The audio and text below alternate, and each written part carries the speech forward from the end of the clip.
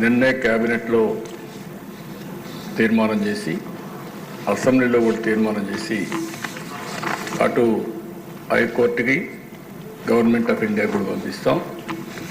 వీలైనంత తొందరలో కర్నూలులో హైకోర్టు బెంచ్ రావడానికి ఈ ప్రభుత్వం అన్ని విధాల ప్రయత్నం చేస్తాం. ఇంత మునుపు ఏదైతే అక్కడ లోకాయుక్త కానీ స్టేట్ హ్యూమన్ రైట్స్ కమిషన్ కానీ ఇలాంటి ట్రిబ్యునల్స్ ఏమైనా ఉంటే అవి కూడా అక్కడే ఉంటాయి. అవి కూడా షిఫ్ట్ చేయడం లేదని చెప్పి మరొకసారి తెలియజేస్తున్నా.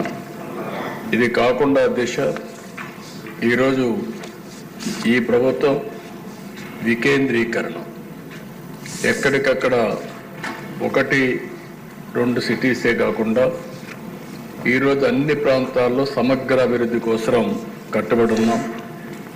ఉత్తరాంధ్రలో విశాఖపట్నం అభివృద్ధి కావాలి, రాయలసీమలో తిరుపతి, కర్నూలు లాంటి టౌన్స్ అభివృద్ధి కావాలి.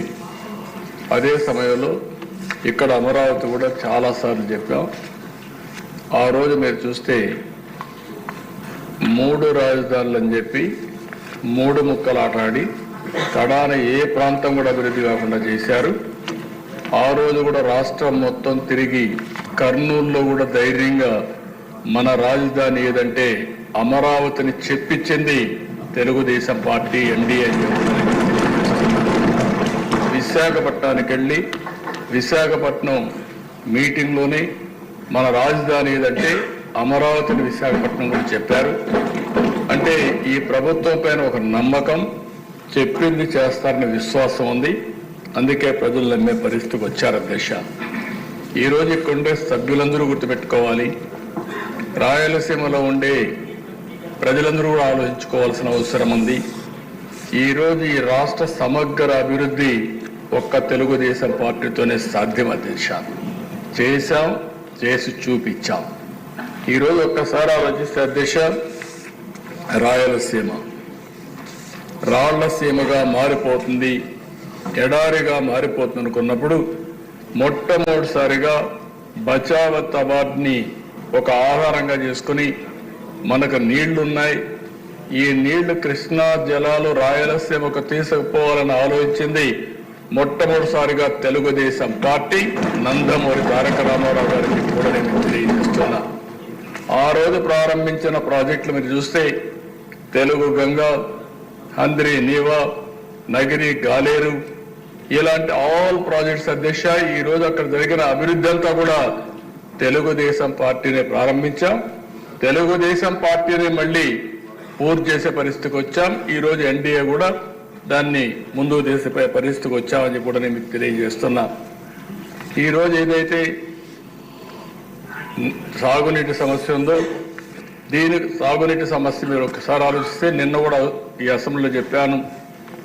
నదులు అనుసంధానం చేసి పోలవరం పూర్తి చేసి గోదావరి అటు వంశధార, గోదావరి ఇటు వస్తే పెన్నా, బనక చెర్లకు నీళ్లు తీసుకుపోగలిగితే ఒక గేమ్ చేంజర్ అవుతుందని చెప్పాను. ఒక్క విషయం మీరు చూస్తే అధ్యక్ష, ఆ రోజు ఒక్క కియా మోటార్స్ రావాలంటే దానికోసం రిజర్వాయర్ కట్టాలంటే నీళ్లు కావాలంటే 1 సంవత్సరంలో కట్టి ఈరోజు ఆ రిజర్వాయర్ ద్వారా నీళ్లు ఇచ్చిన తర్వాత కియా మోటార్ వస్తే అనంతపూర్ జిల్లా ముఖ చిత్రమే మారిపోయిందంటే అది తెలుగుదేశం పార్టీ చూపించిన చొరవ అని చెప్పి కూడా నేను మీకు తెలియజేస్తున్నా. ఈరోజు రాయలసీమ మొత్తం మనం చూస్తే నీళ్లు ఇవ్వగలిగితే, హార్టికల్చర్ని మనం అభివృద్ధి చేయగలిగితే ఆ ప్రాంతానికి మహర్దశ వస్తుందని చెప్పి కూడా నేను మీకు తెలియజేస్తున్నా. కొన్ని అడ్వాంటేజెస్ ఉన్నాయి అధ్యక్ష. బెంగళూరు ఎయిర్పోర్ట్ అనంతపూర్కి చాలా దగ్గర, హైదరాబాద్ ఎయిర్పోర్ట్ కర్నూలుకి దగ్గర, ఇటు చెన్నై చిత్తూరుకి దగ్గర. ఈ 3 అవకాశాలు ఉపయోగించుకోగలిగితే ఆ ప్రాంతాన్ని బ్రహ్మాండంగా అభివృద్ధి అయ్యే అవకాశం ఉంటుంది. ఇంకో పక్క ఇన్ఫ్రాస్ట్రక్చర్ కూడా మీరు చూస్తే రాయలసీమలో బెస్ట్ రోడ్స్ వచ్చాయంటే నేషనల్ హైవే కానీ స్టేట్ హైవే కానీ అది తెలుగుదేశం పార్టీ హయాంలోనే వచ్చాయి. దశ అవన్నీ కూడా ఆ రోజు ప్రతిపాదన పెట్టాం, అవన్నీ వచ్చాయి. ఇంకొక పక్క ఓర్వకల్లో ఎయిర్పోర్ట్ కట్టాం.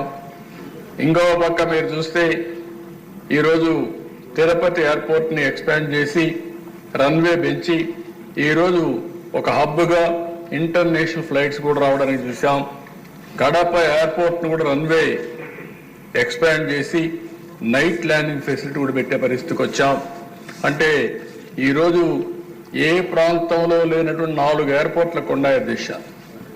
ఒక పక్క తిరుపతి, ఇంకో పక్క కడప, ఓర్వకల్, ఇంకో పక్క పుట్టపర్తి ఒకటి ప్రైవేట్ ఎయిర్పోర్ట్ ఉంది.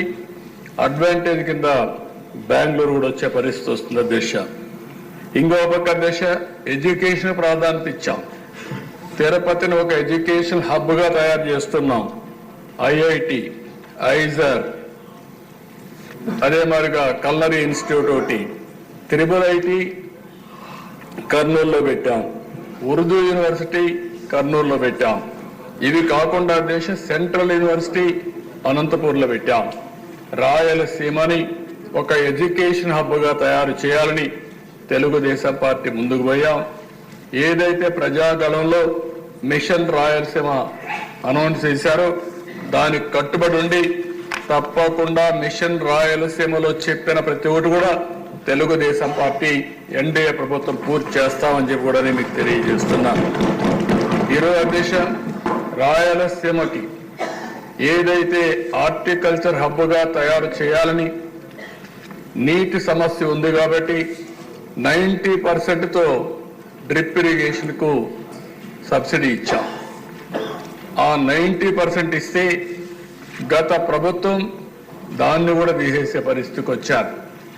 అలాంటి ఏ విషయంలో చూస్తే అధ్యక్ష, రాయలసీమకు ఒక్క పని చేసిన దాఖలాలు లేవు. ఇండస్ట్రీ వచ్చిన తిరుపతిలో హార్డ్వేర్ హబ్గా తయారైందని తెలుగుదేశం పార్టీలో వచ్చింది. నిన్ననే మీరు చూస్తే కొప్పర్తి, ఓర్వకల్ 2 ఇండస్ట్రియల్ పార్కుల కోసం గవర్నమెంట్ ఆఫ్ ఇండియా శాంక్షన్ చేస్తే 2 కూడా రాయలసీమలో పెట్టి 5,000 కోట్ల రూపాయల దగ్గర దీనికి శాంక్షన్ చేశాం.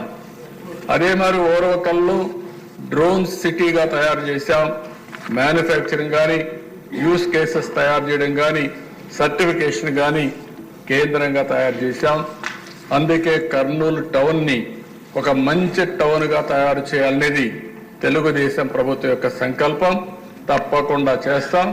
అందులో ఒక అడుగు ముందుకేస్తూ ఈరోజు హైకోర్టు బెంచ్ని కర్నూలులో పెట్టడానికి ఈ హౌస్ తీర్మానం చేస్తున్నామని కూడా నేను తెలియజేసుకుంటున్నాను.